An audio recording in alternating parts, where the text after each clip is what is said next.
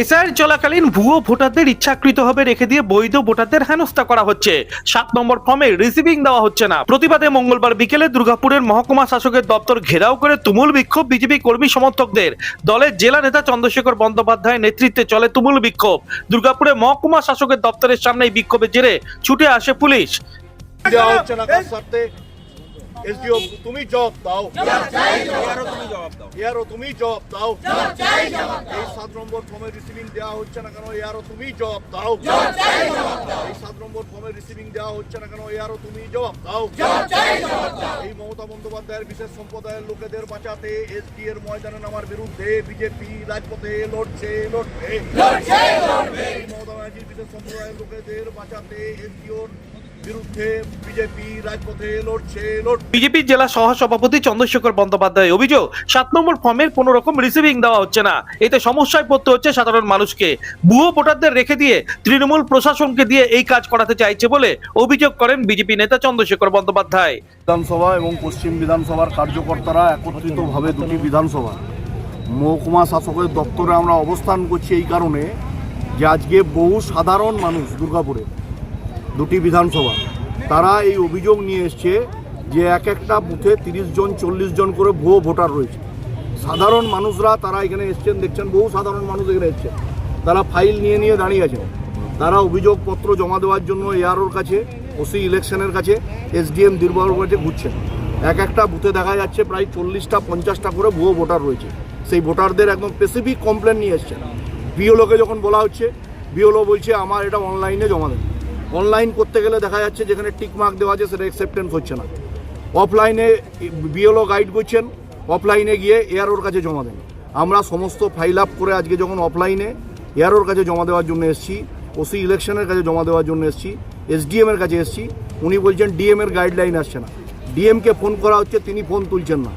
আমরা এটা আমাদের রাজ্যের নির্বাচনী ইনচার্জ ইলেকশনের যিনি আছেন তাকে আমরা জ্ঞাত করেছি।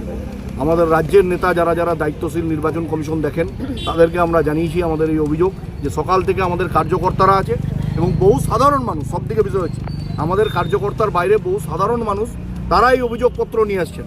তারা বলছেন যে একজন চাচা 16 জায়গায় একটা এপিক নম্বরে বাবা হয়ে বসে আছেন।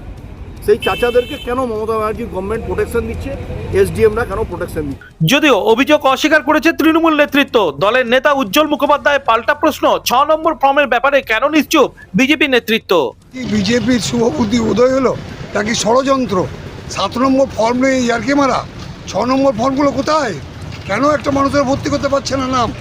আমরা তো দীর্ঘদিন সেই শুরু থেকেই আমরা এসআইআরের পিছনে লেগে আছি, মানুষের পাশে এসে দাঁড়িয়েছি, আমরা সহায়তা কেন্দ্র করেছি। মানুষ যেখানে অসহায় আতঙ্কগ্রস্ত ছিল, এসআইআরে আজকে একটা 94-95 বছরের মানুষ তাকে শুনানি কেন্দ্রে আসতে হচ্ছে, তাকে প্রমাণ করতে হচ্ছে যে আমি ভারতীয় নাগরিক। কি রহস্য! আর ঠাট্টাই আর কি সীমা আছে। অমর্ত্য সেনকে ডেকে পাঠাচ্ছে, মোহাম্মদ স্বামীকে ডেকে পাঠাচ্ছে, ক্রমতন দত্তকে ডেকে পাঠাচ্ছে। কি হচ্ছে কি এগুলো? যদি বিজেপির নেতাদের কিছু মানুষের ভালো করার ইচ্ছা আছে তো তারা দলে দলে গিয়ে জ্ঞানেশ কুমারকে বলুক, ইলেকশন কমিশন অফ ইন্ডিয়াকে বলুক যে এক্ষুনি এই মুহূর্তে এই এসআইআরটাকে বন্ধ করুন, যেটা 2 মাসের কাজ করতে চাইছে 2 বছরের কাজটাকে। এগুলো কিচ্ছু না, এগুলো ষড়যন্ত্র। যখন দেখছি আর মাত্র 2টি দিন বাকি আছে, 1টা দিন বাকি আছে, সব বন্ধ হয়ে যাচ্ছে। 6 নম্বর ফর্ম তোর 7 নম্বর ফর্ম নিয়ে আসছে। প্রায় আধ ঘন্টা ধরে চলে দুর্গাপুরের মহকুমা শাসকের দপ্তরের সামনে ঘেরাও কর্মসূচি। এরপর পুলিশ এসে পরিস্থিতি কোনো ক্রমে সামাল দেয়। যদি এই ধরনের ঘটনা ফের পুনরাবৃত্তি ঘটে তাহলে সেক্ষেত্রে আন্দোলনের ঝাঁজ আরো বাড়বে বলে হুঁশিয়ারি দিয়ে রেখেছে বিজেপি জেলা নেতৃত্ব।